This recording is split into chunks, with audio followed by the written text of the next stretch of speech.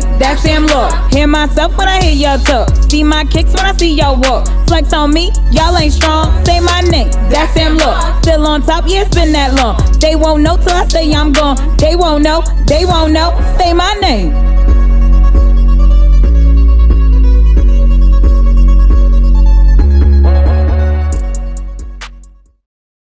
Hi everyone, and welcome to the That Sam Law Show. And of course, as usual, I'm your host, Sam Law. And today we have a great guest. He is an author, he is a baller, he's an all-around cool millennial from Long Island. He owns a published company called Flipping Pages. You gotta add the hip hop to it. If you don't, it ain't right. So if you say Flipping Pages, you're messing up. It's Flipping Pages. He also just released his first book called The Quarantine Secret, and he wants to come and talk about it on the That Sam Law Show. Actually, I take that back. I wanted him to come and talk about it on the That Sam Law Show. Everybody welcome our special guest, Jeren Hall. Hey, Jeren. Thank you. I want to thank you for giving me this opportunity to expose my book, and thank you for giving me time to talk. Oh, absolutely. I love Long Islanders who are on the move. I especially love millennial Long Islanders. So we release this show on Mondays. You know why? Because Monday is Millennial Monday, and I miss millennial Long Island. So we're just gonna get right into it. Okay. I don't want to take up much of your time. I don't want to take much of our viewers' time. So I want to know, who is Jeren Hall? So Jeren Hall is 29 years old, born and raised in Long Island. Been very focused with two great parents who pretty much told me everything in life. God, thank everything for them for what they've done for me, sacrificed for me. Two older sisters as well, and two nephews. So being surrounded by women, mostly I have my two older sisters and my mother, I get to understand more about women, and having a great father who's been very supportive with me as well is just great to have a great family base that's always with you no matter what you're doing. So very family oriented, and I have two nephews when I was the age of 9. So wow. Kind of like the older brother, but at the same time, you know, being that uncle at a young age, it was a great experience for me to know how it is to step up to being a man of the household. So wow. Aquarius, started writing not too long after my college in a community college, Suffolk, and in high school, my 10th grade teacher kind of inspired me. After I broke my left hand in football, I was kind of more focused in school now that I don't have to do anything athletic at the time. So he challenged me to do certain things and wanted me to do college English and elementary and high school, and I actually went with it and loved it. And that's a little bit about myself. That's awesome. So when I was with the producers, shout out to 726, they produced this show. I was looking at your bio, and I noticed that you were in honors English. So was Sam Law. Oh, yeah? Yeah, I mean, I don't write books. I write blog articles here and there. I've been doing that. And music. I used to write reviews for independent music artists for several years. And I was like, oh, he's an honors English guy? I'm an honors English girl. I said, we're friends. That's it. We're instantly friends. I think critically, I always look for a commonality between myself and another person, and that was the first thing I noticed. I said, honors English. Nobody puts that down. I got so excited. But no, that's awesome. I like hearing how you're so involved with your family. Yeah. Family is like the backbone of how we succeed. I feel like without support, we kind of can, I'm not gonna say we could fail, because I've seen a lot of people do very well without support, but I think without it, we kind of take longer to progress, you know? And you had support in helping you become a writer. You had support from your family. And you also have people that look up to you, so that's cool. We're gonna dig into that a little more. Awesome. So I have a question for you. I know you're talking about your history in English. Did you always want to be a writer? Was that something you were always looking forward to? I feel like if you're not, if your parents don't give you a certain avenue of what to be. I think us as children, we see what we like on TV and we want to be that thing. And for me, I don't want to say unfortunately, but sports was something I liked, and I feel like being a basketball player was kind of like a great pace for me to go for. Right. Wasn't good in basketball, not till later on in life, but you know, Okay. just the idea of being someone famous and someone that everyone knew, everyone loved, I think that was something I kind of wanted to be. So when I wrote like essays, it was, teachers would always show that Jeren, that was really good topic that you brought up on. I had a whole essay talking about how to do a perfect free throw, or something simple like that. But what really changed the game for me was social media, Instagram. Seeing such a great community within the Black culture was something new for me, especially in Suffolk County, where I'm from. There is a handful of us, but when I was introduced to it in social media, it was just like a light bulb. Right. Seeing people with the same like-minded as myself. And one thing I really enjoy is when certain users would have a picture and it would have like just a certain caption that would intrigue everybody. And that is when the things just sparked for me, and I just started writing that picture, but having my own idea to it, and people were just going crazy over it. Like, that's a great story, man. Where you get that from? I don't know. Just put the music on, and I just started writing. That's cool. I know we belong to some of the same circles when it comes to like the Long Island influencers and Long Island community activists. We kind of are on the same page. So when I saw your name, I was like, oh, this guy wrote a book. He wrote a book during the quarantine. I've heard of him. He's got some interesting things to say. And I was like, yeah, I definitely want my audience to know more about his book, more about what he has to say. You know, when I saw you, I was like, I see a superstar. I don't know what anyone else sees. And you said that. You said when you were younger, you felt like you were on a path to fame and you used basketball as your conduit. So of course, I'm gonna ask you the most cheesiest question in the world. How tall are you? 6'4" on a good day. 6'4" on a good day. How tall are you on a bad day? Probably 6'2". 6'2" on a bad day. So he's tall, y'all. He's way taller than me. I'm 5'1" on every day, good or bad. Doesn't change. But when I have on my heels when I'm outside, I'm a good 5'5". So I think that it's really cool that you're like, okay, I knew I wanted to be famous. I knew I wanted to get out there, but I was going to do it through basketball. You didn't have any idea that what was going to bring you the success was your writing, but Right. someone else saw that magic in you. Right. That's deep. Yeah. My mother is a singer, professional singer as well, and she always tried to make me and my two older sisters sing. We went from church, and there was times I would sing, and she wanted that to be the ticket for me as well. But I'm a shy guy at most times, so I mean, it's simple to say that. So when I was trying to sing, another thing that caught my interest was the piano. I taught myself how to play the piano at middle school, and certain songs. The first song I played was Icebox, Amarion. Oh my God. It's a simple It's a classic. tone, but you just starting to learn it, and my mom saw that, and she loved it. So it was just like the moment of, can this be the way of me getting my name out there? But like I said, I was shy, but when it came to writing, you just see my words, you don't see me. Well, I don't know. To all the ladies watching, I know y'all want to see bro. That's it. I don't know about the shy and the you don't see me. We all looking at him now, right? No, but that's, so you learn how to play the piano. You're singing in the choir. You got basketball, and writing is still on the back burner. It's still not the forward thing. It's still not the thing you're thinking about doing. But deep down inside, you're like, I want to be somebody. Right. So you're spending your youth finding that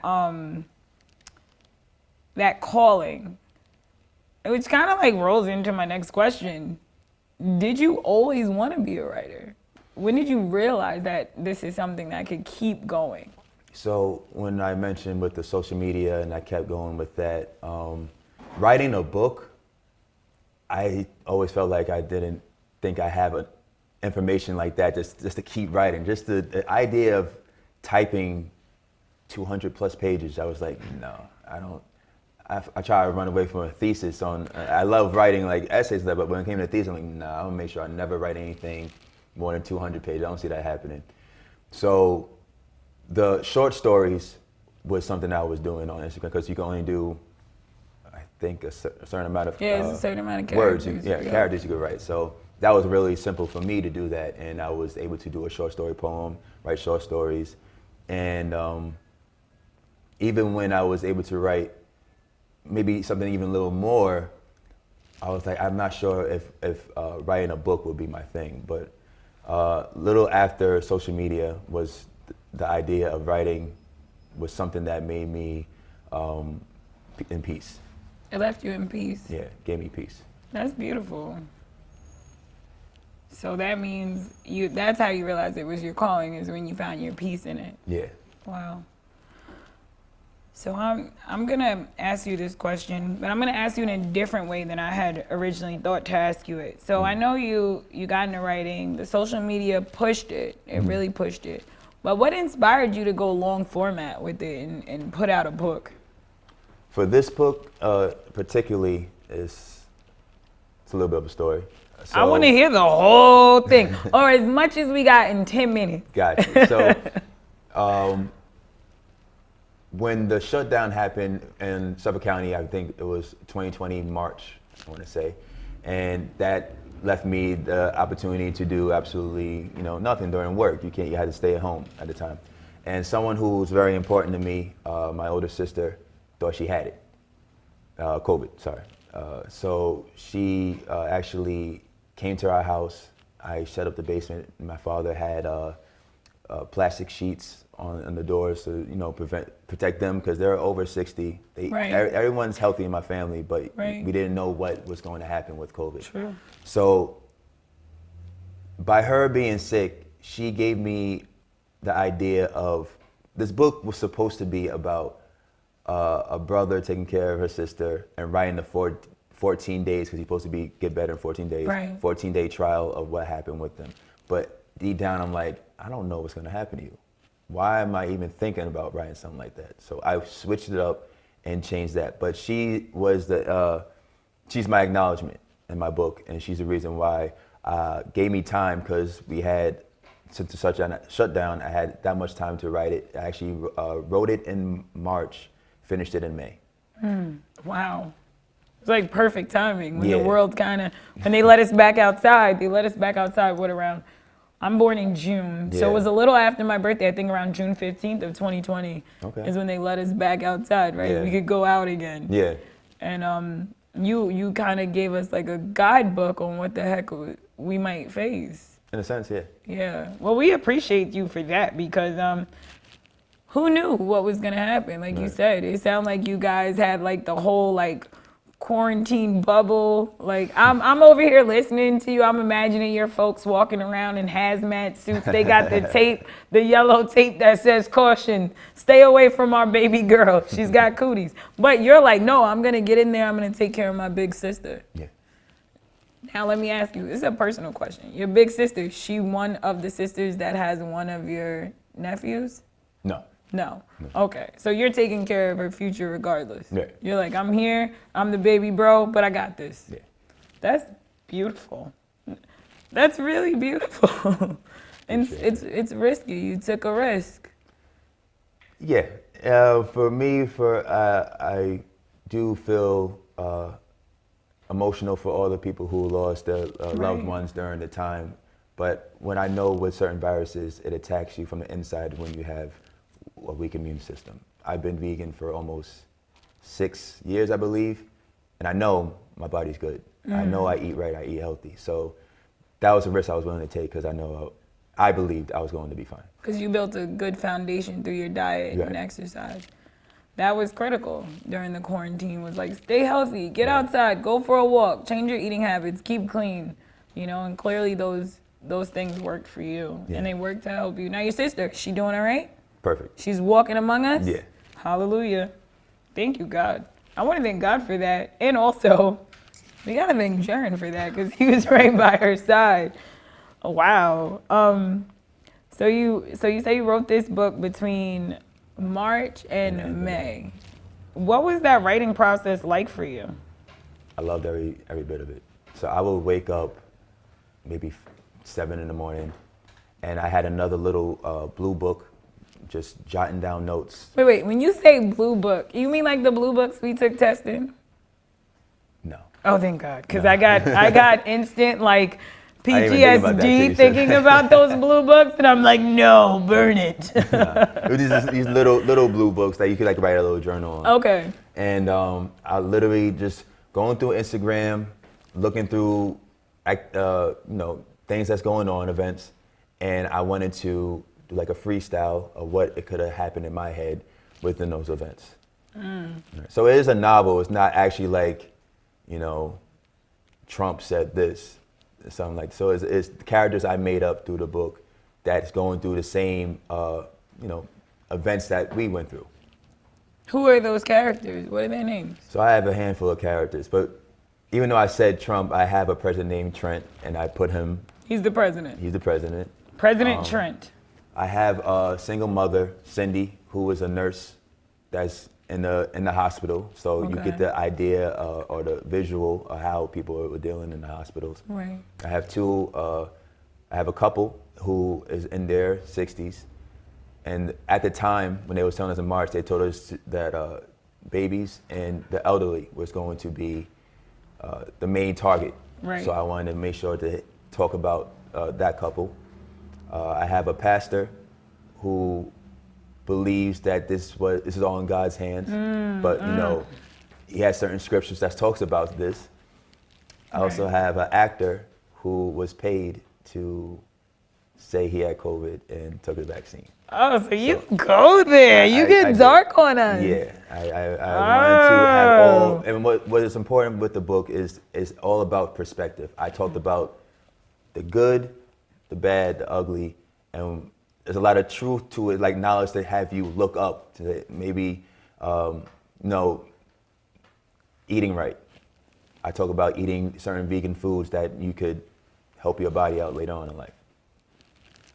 So it's a story, but there's tips that'll help you over the long run. So if we ever go through something again, who knows? We're going through like every phase of COVID. I was just telling my friends, I'm like, yo, they dropping COVID variants like Jordans. We got the Delta, we got the Mu, we got the Lambda. I can't keep up. I'm like, what's next? But to have a good foundation, you have a lot. As I'm listening to you talk, I noted like the word foundation just keeps coming to me. Like you got the family, you got the school, the teachers that poured into you. You got your diet, your exercise. All of that gave you a good foundation to build upon to get through such a dark time and to be there for others during a dark time and to create something that'll be there for others during a dark time. Right. That's, well, let's just talk about it. Since you're Christian and you're here, that's godly. That's very godly of you. And one of the things that I like is that you even put that in your book. Now, I lost a dear friend of mine who was a preacher during the pandemic, and I saw a lot of preachers go through it because there is this foundational belief that, we have to hold on to our faith even in tough times. And that was I don't know about anybody else. That was a tough time. And it's probably, even though we've all gone through something probably up until then, it was probably one of the hardest times in our lives. And, I love preachers. I love the word of the Lord. But it wasn't necessarily easy to hold on to those words when you're watching the same preachers that preach them go on to the next dimension, And I like that you've incorporated that into your novel. Like you touch on that. That's something I feel like people weren't really ready to talk about. They're still not ready to talk about it. They're still not ready to talk about how did spirituality influence our wellness or our foundation through this? And were we able to hold on tight to every word, every sermon, every anecdote that has been indoctrinated into us over this time? Yes. To be honest, I wasn't at all times. But I do believe that my faith got stronger. How did your faith hold up during the pandemic? Well, as long as I trusted like you said, the foundation of my family, I think we're pretty much gung-ho of whatever one's doing, we're all doing. So, and we have a little family chat, the good mornings, good nights, make sure I'm home, certain things like that. So we've built that for years. We've gone through some things and we had our great moments. So I think just the idea of having such a strong family, and my friends see that. They used to try to call us the Cosbys or something like that. It's funny, but at the same time, there's something that you want to strive for your friends to have. You want everyone to have a foundation family. If you're single with kids or not, you want to have your children and you at one accord. Right. You know what I mean? Absolutely. So, and I'm sorry to change the subject real quick, but it's another two characters I forgot to mention. Pretty much they're the main characters. I don't know how I forgot them, but there's one brother who is working, because this was a big talk during the conspiracy of COVID. There's a brother who works for a big tech company who is actually building 5G towers. Yep. I remember this conspiracy. And he is trying to build himself up to the corporate ladder to help his family, provide for his family. Right. He lost his father at a young age, so he has his mom and his younger brother. His younger brother is a senior in high school. During that time, our schools were shut down, so kids were not going to school. So I talk about that.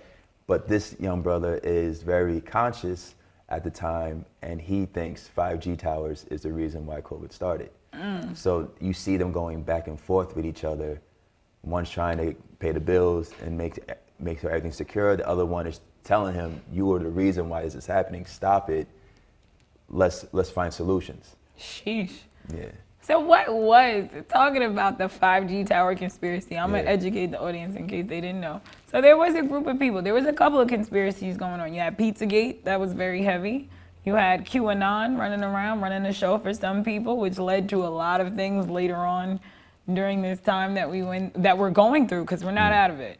And then we had the 5G towers that they kept us in the house. This is the story, y'all. From my perspective, you can correct me if I'm wrong in the comments. If I got it wrong, and my conspiracy theorist friends, you know what, that's rude to say. My friends who believe this, There you go. let me know if I'm wrong. But the conspiracy, or the belief rather, was that we're out here, we're locked inside. They created this, it's basically the flu.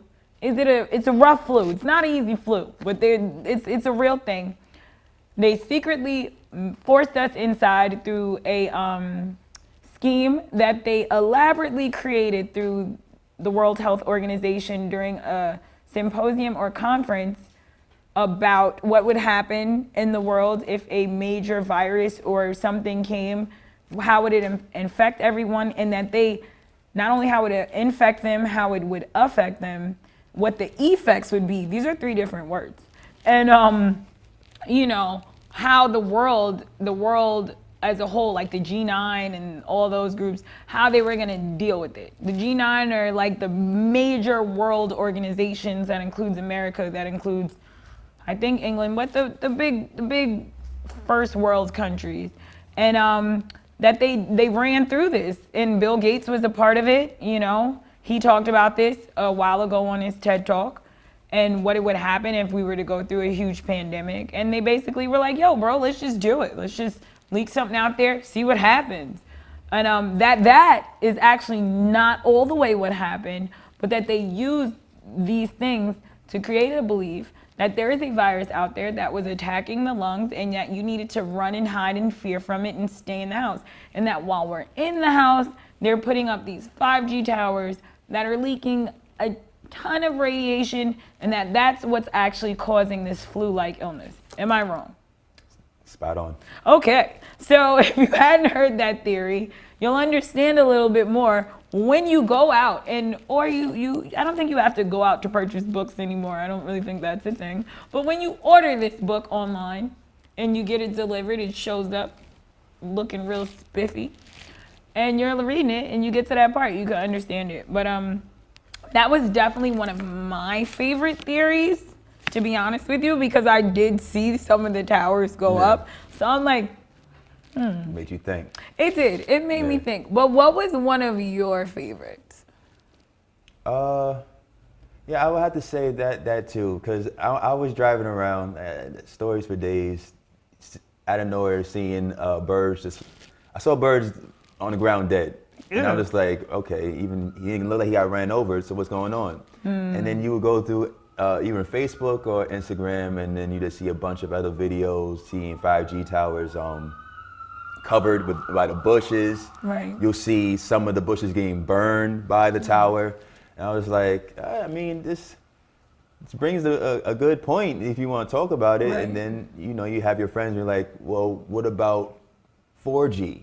What about microwaves? I'm like, yeah, you're absolutely right. And so it brings a point of view for different perspectives of the argument. Oh, absolutely. I mean, there is obviously something to radiation poisoning. It's happened before when they bombed certain areas, when countries have been bombed or certain areas have been bombed, people dealt with radiation poisoning. And even when you go get an x-ray, they're like, hey, you can't just, go in there all willy-nilly. They got to cover up the other parts, or they ask you if you're pregnant or whatever, because radiation does have an impact. Now, did it impact, is it COVID-19 or radiation? I don't know, but you guys feel free to tell me how y'all really feel in the comment section. We're here for it and we respond. So I'm gonna roll right through this because we could talk about this all day. Like, I can literally talk about this all day. I'm into it. I look into all these things because it's fun. But I want to kind of get back to you as a writer. So we talked about your writing process. Now you're writing this book. You did it in a short amount of time. This is a meaty book. This is substantial. How many pages is this joint? It's actually past 200. So he wrote the 200 exactly pages he didn't want to write because he said in the beginning, writing 200 pages. Oh my God. Well, he did it. So he's our hero. Now you're writing these pages. Did you go through writer's block? Was that something you experienced? For this book, no. Because for my theory, I think writer's block is when you are writing and out of nowhere you don't know what to write and you are just stuck and you're like, weird topic, but you ever see that episode of SpongeBob when he's trying to write an essay? No, but now I'm going to go home and watch it. He's trying to write a simple essay and he's literally doing everything but writing that essay, and then he wrote. Oh, so he lives my life. So when I mentioned earlier with that blue book, I didn't even write a story yet. I just had the ending, and then I just said, well, I need more I need to fill the pages. So that's what pretty much helped me out to not have writer's block at the time. Wow. So you started from the back. Now, little known fact about Sam Loy, your girl reads books backwards. She starts from the back, so she's interested in the front. That's how a lot of you men look at women, but we'll talk about that another time. So I do the same thing with my books. I start from the back, and I read to the front. I think it's interesting. So that's kind of cool that you wrote that way. And in grad school, I was taught to do that, actually. They were like, you know what, you want to hold your stuff. If you're struggling to keep interest, one of the things that'll keep your interest is if you read it backwards. So you kind of told us all about the characters. You kind of told us, what the theory of the book is or what's kind of going on in the background. What is the quarantine secret? So that was just a title that I wanted to get the interest of the reader. So actually as I was writing the book, in the middle of the book, it actually has the chapter, The Quarantine Secret. And that's actually a meeting with certain characters that I mentioned going live on their own platform, because you know how if any whistleblower went on Instagram and tried to say something, they will be cut off. Right. So they created their own platform, social media platform, so they couldn't get cut off or anything. And you watch from doctors, holistic healers, artists, poets, nurses. You just see them all telling their own testimony or giving their solutions of how to beat COVID-19. Now, this ended up happening later in the pandemic. There was an actual app put out. I forgot the name of it, but a lot of people started using it, especially those that, you know, were involved in the like QAnon movement. I forgot what it was called. It wasn't Clubhouse, obviously. It was another app. They actually got shut down by the government for a while. So you're kind of prophetic in this book. So I end my book in 2026. Oh, Jesus. I talk about a little bit of the past and I go in the future. And there is, not to sound like that guy, but there is a ton of events that happen after I finish the book. Okay. So that's what's great about it now, because you get to relive what happened and see certain things that's going on, even to this day. Wow. With that in mind, what do you want people to take away from the book? So one person said this to me when they finished the book. They said, this was the perfect time to write the book because we're living through it right now. Right. And when our children's want to know, hey, what happened in 2019? This is the book to talk about. And when I first thought of the idea of the book, as you can see, the needle right there, the quarantine secret, and in the back, I had 3 drops at the time of talking about certain events. And the first drop is actually the COVID cell. So that was the big talk happening, quote unquote, Wuhan, China, came all the way here in America and spread it all through the world. The second drop that started this whole, I guess, pandemic quarantine talk about is as a camera, and it says the media. And I feel like that just terrified so many people, especially with the news or even with social media. This gave, it's just like you were talking about, the conspiracy talkers and all that. And then the last drop is something that's very important to talk about for me. Is a police officer pretty much have a black man down on the car. Police brutality. We lost so many of our brothers and sisters. Years, but at that time we lost 3, and one of them was George Floyd.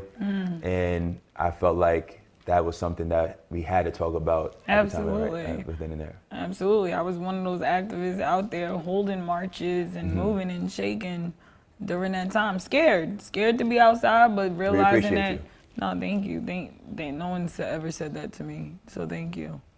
I was scared. I was scared to be out at that time, but I knew that it was for something bigger than me. So if I had to die doing it, I think a lot of us felt that way. If we had to die doing it, we were willing to die because we can't live like this anymore as people of color. We can't live like this. I want to dig into that conversation a little deeper, so I'm gonna have to bring you back. But I'm gonna wrap up with this. What's next for Jeren Hall? For me, as I said, being famous was the goal for me when I was younger. Now it's financial freedom. So I could actually be in the back and no one even know who I am. I just want to have financial freedom for me and my family, so we don't have to worry about living paycheck to paycheck. Amen. Talk about it. I am writing a sequel for this, so midway writing through it now. So not rushing the sequel. So I don't know when. The good thing about being publishing your own company is you don't have due dates. You don't have to be forced to be finished when you're doing. And I think the next question would be what I would encourage other people. So he already knows my questions, y'all. I didn't even send him the questions. He just felt it in his spirit. Well, answer it. So something like will inspire writers is, one, I think it's the most important, is never give up. Never give up. Even when you have writer's block, even when you have, I can't remember what it's called, lose track of time, distracted. That was me. That shut down, hard, I don't want to say it, but it was kind of like a blessing for me. It taught me certain things to do. I learned a lot more about certain like stocks and ways to make more financial freedom income. And so for writers, never give up. And for publishing my own company, it wasn't simple. It is things you have to look up before you even think about doing. But the fact for doing it for me was tax reasons. Everything I had to do now, everything I spend it on was going back for me for, sorry, I'm going lost in memory right now, but taxes was the main reason why I did it, so everything I spend would go back to me. That's wise. That's wise. You're protecting your investment and making sure that you're getting the most value out of what you're doing. Yeah. That is a key to financial freedom. So we're going to have our dear friend Jeren Hall back. He's been an amazing, amazing guest on the show. Y'all know that's my favorite word. I said, so I have one more question. I do. I'm going to ask it. I know we're a little over time, but I always ask this one question because it's fun and it's weird.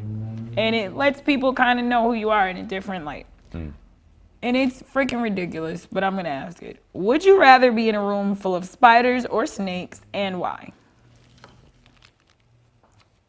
What type of snakes are you talking about? I don't know. You can choose. Choose your own adventure.